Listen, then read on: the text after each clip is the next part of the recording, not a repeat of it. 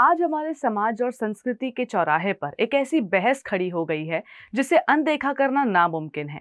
हम एक ऐसे दौर में जी रहे हैं जहां परंपराएं और आधुनिकता आपस में टकरा नहीं रही, बल्कि एक दूसरे में विलीन होने की कोशिश कर रही है। इसी मेल का एक नया चेहरा है भजन क्लबिंग। कल्पना कीजिए, एक अंधेरा कमरा, चारों तरफ से आती लेजर डिस्को लाइट्स, कानों को सुन्न कर देने वाला बेस और उसी माहौल के बीच गूंजते महामंत्र या शिव तांडव के बोल। ये दृश्य आज के महानगरों की वास्तविकता बनता जा रहा है। पहली नजर में ये देखकर मन गर्व से भर जाता है कि जिस युवा पीढ़ी को हम जड़ों से कटा हुआ मान रहे थे, आज वही पीढ़ी क्लबों के भीतर हाथ उठाकर भगवान का नाम ले रही है।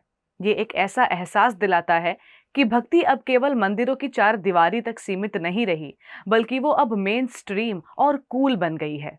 लेकिन जैसे ही हम इस दृश्य की गहराई में उतरते हैं, मन में एक अजीब सा खालीपन और कई गंभीर सवाल उभरने लगते हैं। क्या भक्ति वास्तव में वो अनुभव है जिसे हम क्लब की भीड़ और तेज वॉल्यूम के बीच पा सकते हैं? सदियों से हमारे ऋषियों और संतों ने भजन कीर्तन को अंतर मन की यात्रा बताया है। कीर्तन का अर्थ होता है अपने अहंकार को त्याग कर उस परम भगवान का गुणगान करना। पारंपरिक कीर्तन में एक ठहराव होता है, एक सादगी होती है, जहां भक्त और भगवान के बीच कोई तीसरा नहीं होता।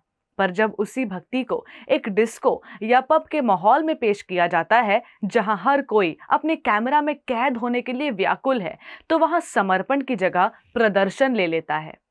क्या हम अनजाने में उस आध्यात्मिक गहराई को खो रहे हैं जो केवल शांति और विनम्रता में पनपती है? इस चर्चा का दूसरा पक्ष भी उतना ही मजबूत है, जिसे हमें समझना होगा। अब दुनिया बदल रही है और समय के साथ संवाद के तरीके बदल रहे हैं। अगर आज का युवा पारंपरिक सत्संगों में नहीं जा रहा, तो क्या ये बेहतर नहीं कि भगवान का नाम उन तक पहुंचे जहां वे पहले से मौजूद हैं? समर्थकों का मानना है कि भजन क्लबिंग का ये कॉन्सेप्ट भगवान के साथ जुड़ने की पहली कड़ी हो सकती है।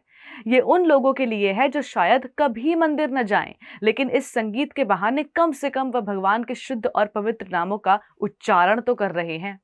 शायद आज जो सिर्फ म्यूजिक की बीट्स पर नाच रहा है, कल वही युवा उन शब्दों के पीछे छिपे तत्व को समझने की कोशिश करे। धर्म को जड़ या कठोर बनाने के बजाय उसे ऐसा होना चाहिए ताकि वो हर पीढ़ी के दिल में जगह बना सके। मगर यहाँ एक बड़ा खतरा छिपा है। क्या आधुनिक बनने की इस हौड़ में हम अपनी जड़ों को तो नहीं काट रहे? डर इस बात का है कि कहीं हम अपनी सबसे पवित्र विरासत को महज एक लाइफस्टाइल ट्रेंड या कंज्यूमर प्रोडक्ट न बना दें। अगर हर आध्यात्मिक अनुभव को केवल नाचने कूदने और शोर मचाने तक सीमित कर दिया जाएगा, तो वो विनम्र सेवा कहाँ बचेगी जहां वास्तव में भगवान की कृपा का अनुभव होता है। भक्ति का असली आनंद उत्तेजित इंद्रियों को भगवान की सेवा में लगाने से मिलता है। यदि हमें भगवान का नाम लेने के लिए अब हजारों वोल्ट के स्पीकर्स और डिस्को लाइट्स की जरूरत पड़ने लगे, तो हमें अपनी आध्यात्मिक प्रगति पर विचार करने की जरूरत है। क्या हम अपनी संस्कृति को इतना सस्ता कर रहे हैं कि उसे बेचने के लिए हमें क्लब कल्चर का सहारा लेना पड़ जाए?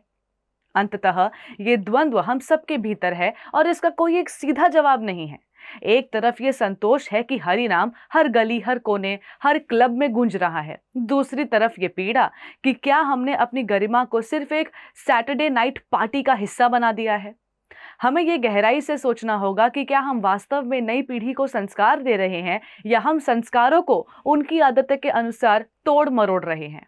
बदलाव संसार का नियम है, लेकिन उस बदलाव की कीमत हमारी आत्मा की शांति नहीं होनी चाहिए। आप इस बारे में क्या सोचते हैं?